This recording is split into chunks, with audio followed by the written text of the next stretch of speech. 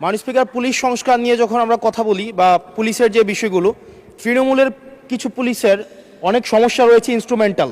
যেমন পুলিশকে যখন তদন্ত করতে পাঠানো হয়, ওই তদন্তের খরচ কিন্তু থানা থেকে দেওয়া হয় না, আর যেটা দেওয়া হয় সেটা কিন্তু অপ্রতুল।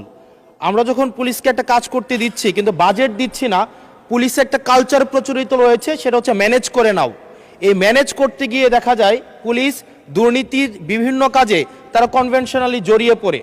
যেমন কিছুদিন আগে আমাদের 26শে মার্চের প্রোগ্রাম হয়েছে এবং সেটা হচ্ছে সবাই জানে, এই 26শে মার্চের প্রোগ্রামে যে বাজেট দেওয়া হয়েছে প্রশাসনকে, সেই বাজেট এবং প্রোগ্রাম করতে গিয়ে যে খরচ হয়েছে সেটার মধ্যে কিন্তু আনুপাতিক অনেক ধরনের ব্যবধান রয়েছে।